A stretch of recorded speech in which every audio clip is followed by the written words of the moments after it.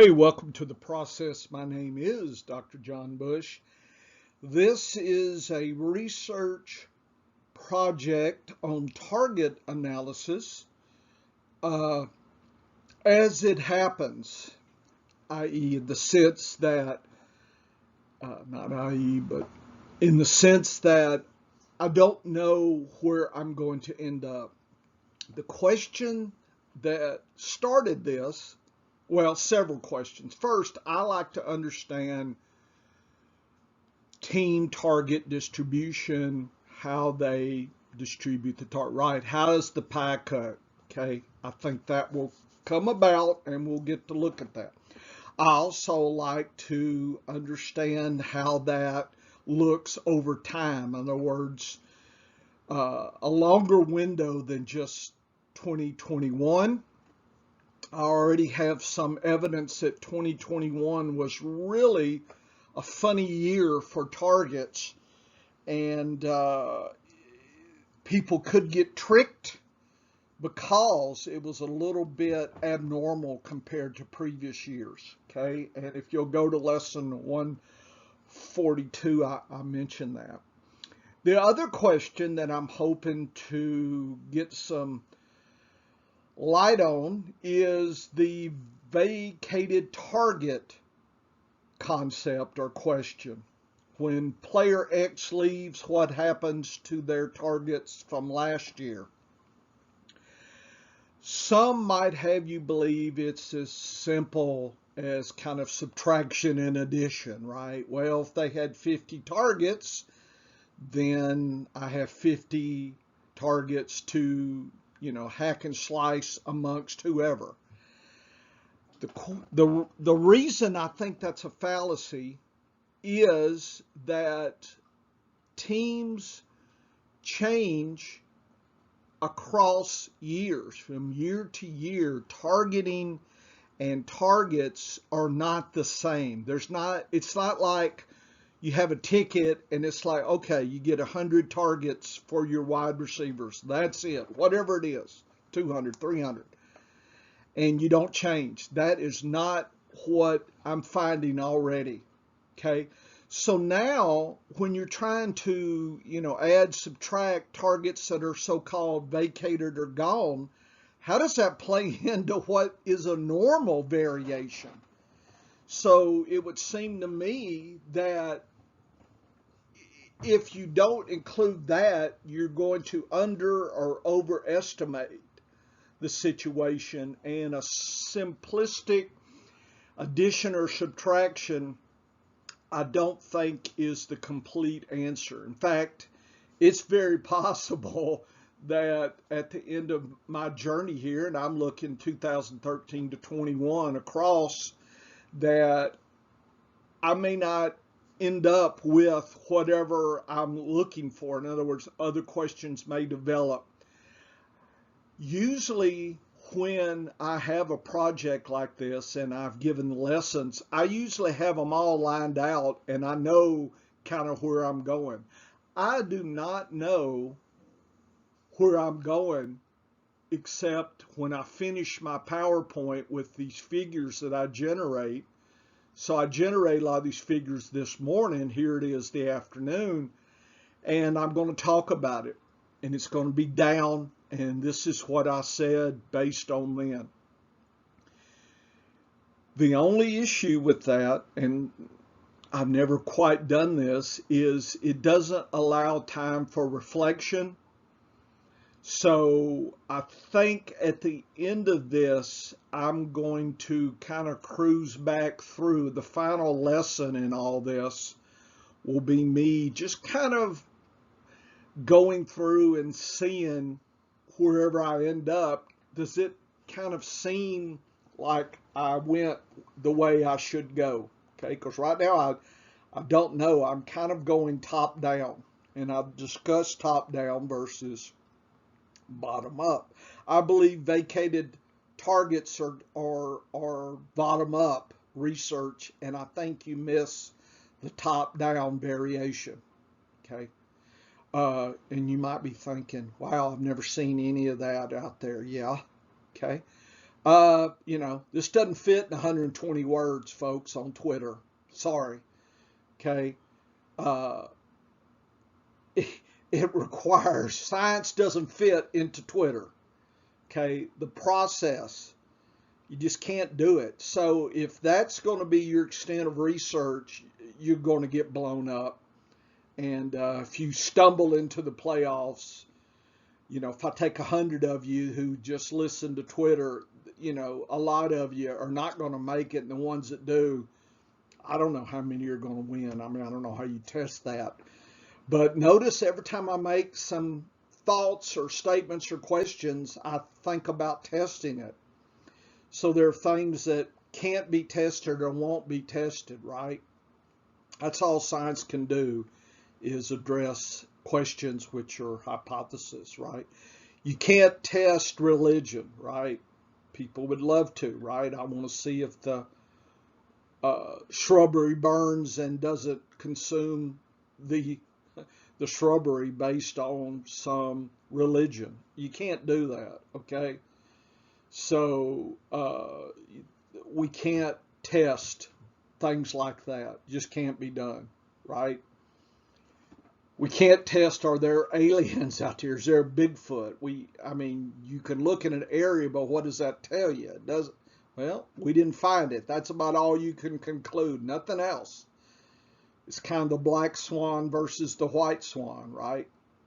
Europe in the 1800s, whenever, all swans they saw were white. So every data point, white swan. I finally went to Australia, and lo and behold, there's a black swan. One observation. First, is this a swan? Yeah, it's a swan. And it's black. Yes, it is. So that the whole hundreds of years of research about swan coloration was blown up. Okay. But if you just tested in Europe and went and sampled, it didn't do any good. Okay. So I think vacated targets is not sufficient to do bottom-up simple subtraction and division. It doesn't mean in cases that you won't hit close, right? I'm not saying, right, just by chance things happen, right? In science, we look and decide, is this just random? Whatever we're, if you flip 10 heads in a row, is that just random?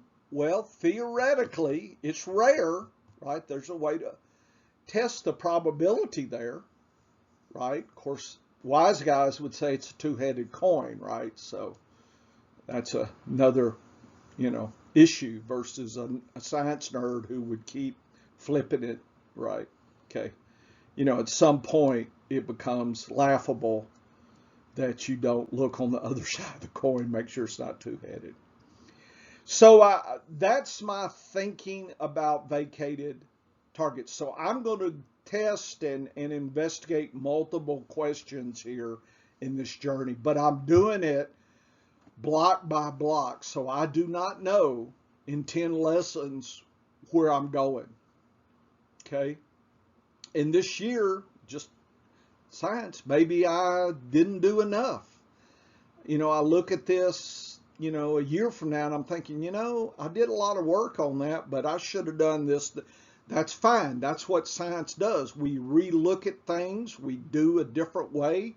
That is all fine, right? All fine. So part of this is trying to answer questions. Another part is for you to kind of see what a research project can entail. We're not talking minutes. We're not talking 120 words. Okay. There's no leprechauns out here making the shoes overnight. Sorry. This is work, and it takes work. And I think I talked about it yesterday. You got to burn for it, folks. If you don't burn for research, then I guess you'll hang around on Twitter. But don't be, complaining if you don't make money or you don't do what you think you should do. Don't get mad at everything else. You're the one to have the problem, not me, not anybody else. Okay, lesson 143. So previously I had the top part of this tabular data, and this was just overall targets 2013 to 21, and I added them up at the end. The number of weeks changed last year, right? The number of players targeted, and I thought that was quite interesting. Look at 2018 to 2021. Wow, have things changed? Okay, there's been an uptick in the number of players, and I haven't tested all this yet, but that suggests to me that there's more specialization going on. I don't know if it's in running backs. I suspect it is. Probably not tight ends, but I don't know. Maybe wide receivers. So I believe teams are specializing for different package sets and these kind of things, and that is confounding the issue. More players involved, means probably some players are going to get less targets than they would under different packages and schemes. Okay, sometimes it may be hard to predict that. Okay, so that's why people do projections and things outside the data. I need to do a lesson on extrapolation outside reality, right? Yeah, that's a no-no in science. Because, as long as you realize I'm stepping out here at the edge of the world and I have no clue what I'm going to land on, as long as you realize what you're doing. So the target numbers, 18 weeks, okay. Some of targets, 18 weeks, 2021, we've increased, but maybe not as much as you might think, but it was 18,000 targets. And, in 15 and 16, we had close to like 17.9 maybe, so maybe 100 more, 150 more. Yeah, that seems about. So I'm not sure what we can take from the sum of targets. I will say 17 and 18 were definitely the low points. So I get worried when you're trying to make conclusions when you're using 1 year. Look at the variation in just targeting. Folks, it changes. It is not the same. So if you're doing bottom-up research and you're thinking it's simple math, add, subtract, and there you go, snap, it's done, 120 words or less, I would say no. I would say you got to dig deeper. Sum of targets / games, that's what TGTs are. Here it is, right here, TGT, is about 1,400 targets per, and that probably should be weeks, right? Because it's really weeks, right? 18 weeks. So that's probably should be weeks. So that's my bad. That should be a W. Player target per snap really hasn't changed much. In fact, it's gone down. Is that surprising? As the higher we've got more players getting targets and they're getting snaps, but there's fewer targets per, if you look at per person, per player overall. And that's gone down the last 3 years. Look at that versus some of the other years. So I think we are seeing an erosion in targeting rates that you're saying, well, nobody's talked about that. Okay. It's because it doesn't fit 120 words, and I don't know if those places you're paying attention to are doing the research. If they are, I guess they're charging for it because I hadn't seen it. I don't want to see it, actually. Okay? So I trust my own work. So this whole lesson is running backs now. So now, out of this big total, I'm going to look at position by position. So I do RBs, tight ends, and wide receivers the next lessons. Okay, so I think I'm trying to focus. So we're going top down. We're going to go back into the running backs here. And we get numbers. Okay. You're saying, okay, I see some numbers here. What about number of targets? Has that gone up or down? We had more weeks, but the highest was 2017. The second highest was 2018. Third highest was 2015. 2020, I think COVID hit and it blew up all the schemes. And I think we bounced back to 2019. But notice there's still some different 200 targets difference across the league. So if you're making conclusions, there's 200 targets that are maybe weren't there last year that were in previous years. So that should be, maybe vacated targets is going to be more complex. Well, there's a lot of variation there. And then here's targets per week.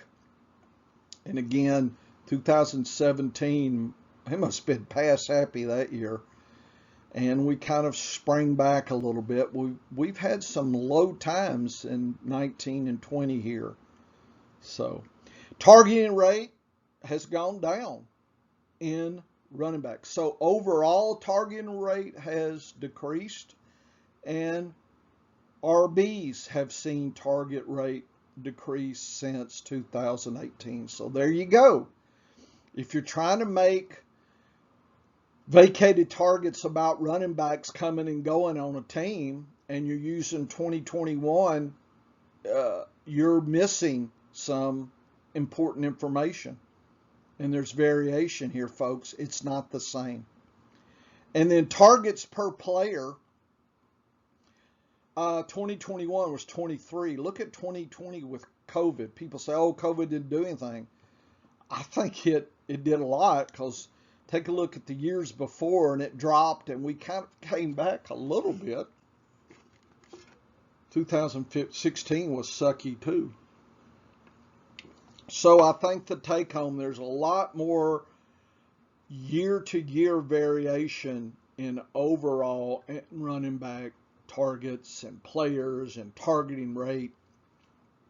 And it's just not going to lead to a simple, easy subtraction, multiplication, whatever you're going to use for vacated targets or how teams distribute targets. It's just not going to be as clear as you think. So I looked at total.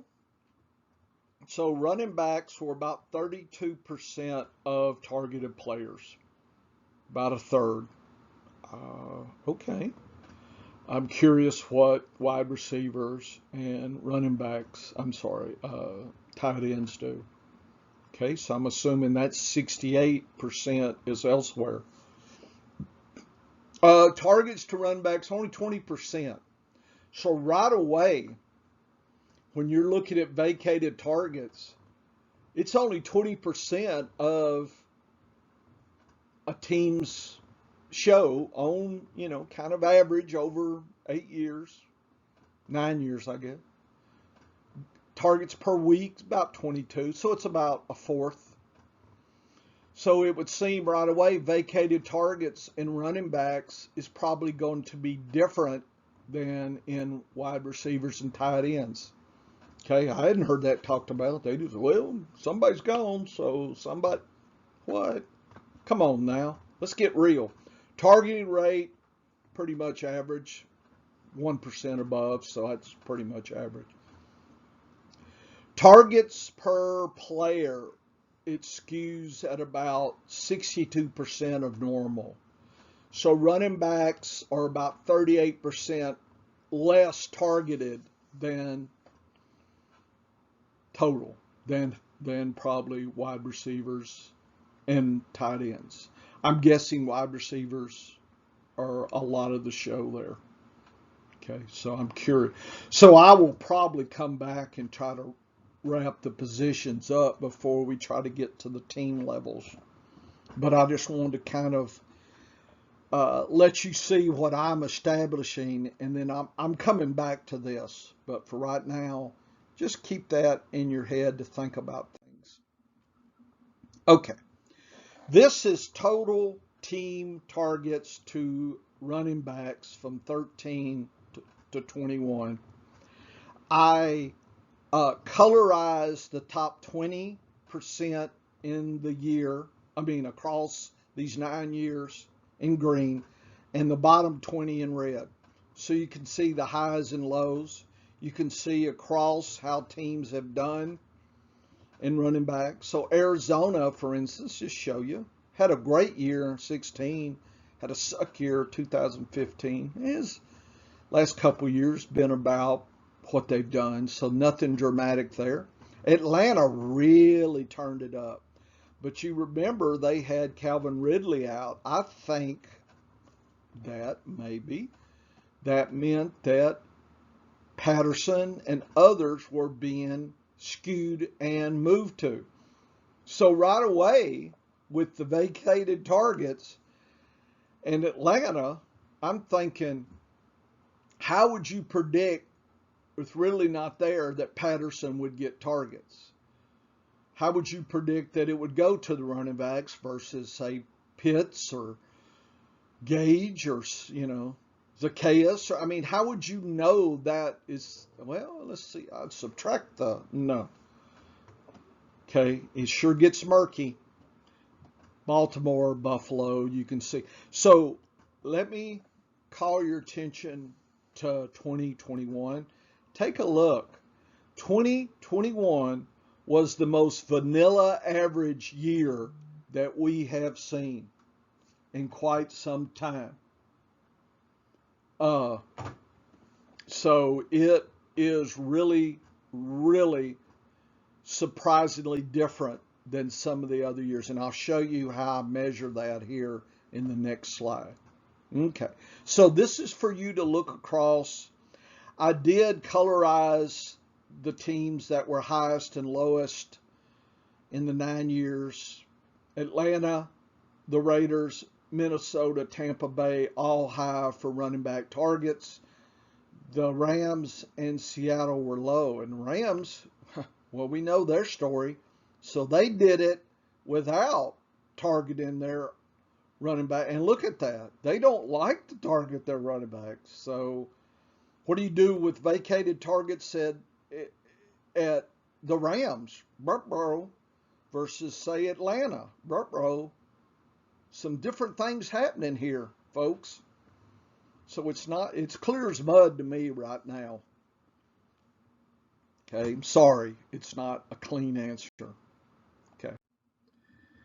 So what I did, I took the team, I looked at the median targets across 9 years, okay, and colorized. Blue is high, red is low. Just kind of wanted a tendency, just to see what's what. And I kept the 2021 coloration just to kind of see. And then I compared 2021 target versus across all targets. How higher or lower was 2021 versus what's gone on before. And you can look to see Atlanta was 25% over last year. Houston was 34%. Dallas 26%. Minnesota 29%. Tampa Bay, Tennessee, and Washington all high. The Jets were high. Who was low? Baltimore, Chicago, Cleveland, Jacksonville, New Orleans, really. Drew Brees, it was a good time for him to go. New England, Seattle, that's why they got rid of Wilson. He just was not clicking anymore. People think he's going to click in Denver. Hope so. But, people are talking about, well, the running backs will get the targets. Well, Denver didn't do a lot. They were -5 last year. I guess, we're just guessing. I don't know what Wilson's going to do. So you can see the highs and lows from last year. And again, notice if we're looking at vacated targets and running backs, it's not like they're all zero. It's not like one equation would figure it all out. I don't think so. Look at the variation from -30 to +34. That's a big range of what could be happening in targets in one year versus, the previous years on that team. That should tell you, having a large range, that it is not clear. It is going to be, in fact, unclear vacated targets. Okay. Another thing, just kind of going back across to the previous one, I looked at the years and I measured and just did a simple count. How many teams were top versus bottom? So just look at the distribution. Look at 2013, 7 tops, 13 bottoms. That was the worst year for bottoms. 2013 was a sad year for running back targeting. Imagine you're trying to do vacated targets there. Look at the next year, only 5. Look at the difference from the highs and lows here. Same highs, different lows. Everybody went a little bit closer to average. So if you're trying to vacate targets, 13 to 14, rut row, look at 2021. Look at 4 versus 2. And if you add that, that's 6 extremes, right? 4 plus 2 is 6. There's your simple math. We don't see any year other than 2021 where most things were average. I'm just telling you, if you're trying to imagine trying to figure it out here. Imagine trying to figure out vacated targets for running backs there, 2021. You're like, you mean it's not all one simple equation? No, folks. This should make you at least thoughtful and skeptical about people shooting from the hips with nothing, with no foundation. Well, I feel like that's going to happen. When you see the word feel or I think, is it based on data or just they're flipping a coin or, hey, I got a deadline. I got to get some clickbait out here. So be aware, okay? It is not all fun and games in Twitter land. It's a lot of blind alleys thrown at you. Good luck trying to navigate it. Okay, next.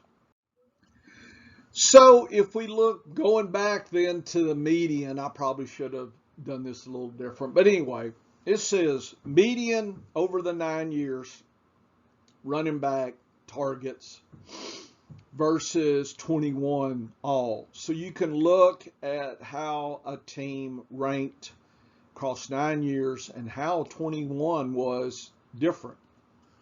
Look at Houston, one of the worst over 9 years. Look at 2020. What an amazing turnaround here.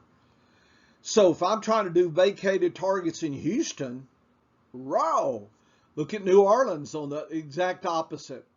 How am I supposed to figure, what's the equation here that works here and works there? The extremes. There is no simple math to figure that out. I understand, well, they can guess. Yeah, well, they can guess. I can guess you'll lose your money. I can guess. Okay. So this allows you to get a landscape view of the league running back targets by team in the extreme from last year to their 9-year median. Just see what's happening. Look who's up. Look at Tampa Bay, Tennessee, Washington. Those guys were all about that targeting. Look at the Jets. Okay, is Michael Carter or Breece Hall good? Well, if he can catch passes, that's a good sign. Minnesota, Dalvin Cook, really like that. Okay, Houston. Okay, is that Marlon Mack? They sure went out and got him. All the scuttlebutt. We're going to do something with Marlon Mack. He's about a free square out there, isn't he? Or close to it. Dallas. Well, Ezekiel Elliott's washed up. Well, okay. Tony Pollard, one of them. That's some nice times. And Atlanta. If Patterson, I think, still there, why wouldn't he continue to collect? What am I missing here? Okay. Okay, the next slide is going to be the differences. I wanted to look not across 9 years, but year to year variation and differences. So I have a diff number, and then the year is the 2 years compared is in notation there. For instance, 14 versus 2013 in Arizona, 10 targets difference. Okay, and you can see all the way through. And you can see some really interesting extremes. Look at Cleveland. Look at the extremes. 97 up this year to year versus 118. Wow. And you can look at the differences here. So let's look at the last year and compared to the year before, and we see 69 is the high and 38 is the low. So that's the range, folks. If you're doing vacated targets and somebody's saying, oh, I think the 20 targets left by so-and-so, like, well, hell, the range can be 70 to 40, 70 plus or 40 minus, and you're talking 20, that doesn't mean anything. There's a natural variation that nobody is talking about, and that's why you've got to establish these this is called reference class forecasting. Go see that lesson. Okay, it never leaves. And if people are trying to make sense out of any process in fantasy without understanding the foundation stats and numbers behind it, they're not doing well. Let's just say that. They get a poor, they don't get a gold star. Let's say that. I'll be diplomatic. Okay. So right away, you should see there's a lot of variation. And look, by the way, at 21 to 20, there was only what? 1, 2, 3, say minus 20, 4, 5, 6, 7. See, 1, 2, 3, 4, 5, 6, 7, 8, 9, 10. So 7 bad and 10 teams increase. So, So any given year, regardless of vacated target, and I understand, well, you're not looking at players yet. Maybe that, okay, we're going to get there. But under the foundation of all that, okay, there it is. There is the situation there. So you can't just kind of, oh, I guess I can do this or that. No, I don't think so. We'll see. Hopefully clarity is coming. But right now, I remain skeptical given this foundational data. Okay, moving on. So this is showing the population of these differences from year to year, from 2013 to 2021 in running backs. So 0 means no change, and the box represents 66% of the league. So whatever that is that 20 teams? They're going to fall in these boxes. Look at 2021 here, the difference. It's one of the highest we've seen since 2017. And you see that the COVID year was one of the worst, in fact, the worst as far as most of the teams. So people tell you COVID didn't affect things. Look at the average, which is the X. Ruh-roh, it did affect things. I disagree. This is the population analysis. Well, nobody showed this data. I can't help it. Okay, I cannot help what people are not doing. But you've got to understand these concepts before you can even deeply think. I understand. Just give me a cheat sheet. Don't even use a cheat sheet. Just go with ADP and you'll do better than drinking a case of beer during your draft. Come on, man. Anyway, these for those who want to get into the stats, right? So I know I'm an acquired taste. Can't apologize. So this is called a box and whisker. 99% of the leagues are in these boundaries here. So you can see the range.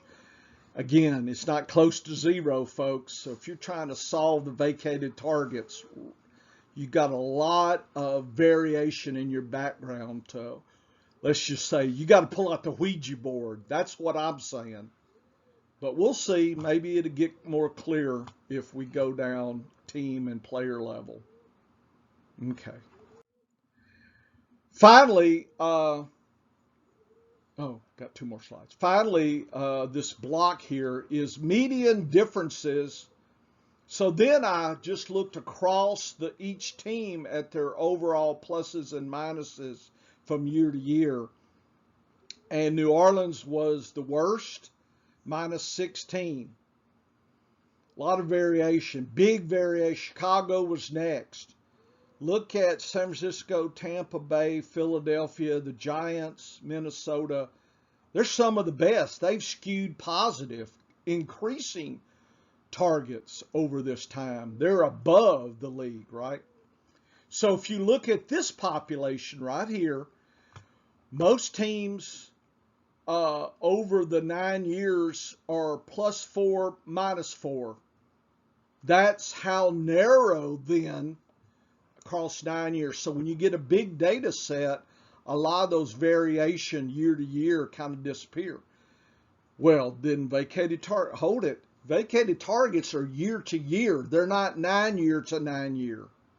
See, there's where you're going to get tricked up here. People think this is year to year. It's not. This is 9 year. And you get a lot of cleaner data. And it's a lot tighter. Almost zero, which is, I wish this was year to year. It would make RB vacated targets. You just add 4 or take away 4. There's your simple math. But this is 9 years, not year to year. Lots of variation. We just showed it. So this is what people, I think, is happening. It's not happening, folks. This is 9 years. And if you look across and actually plot these median 9-year differences, most teams are between these pink lines, and they're what, 6 or 7 above, 6 or 7 below. Makes sense. So when we look at that, I think we can conclude that not everybody is in this narrow gap. There's extremes. So when you're talking vacated targets, are you talking a team in this realm or this realm? And remember, this is 9 year, not year to year. Okay, this is Dr. Bush. We're going to do tight ends next time around. Come back. More lessons are going to hit you. Woo woo, this is fun.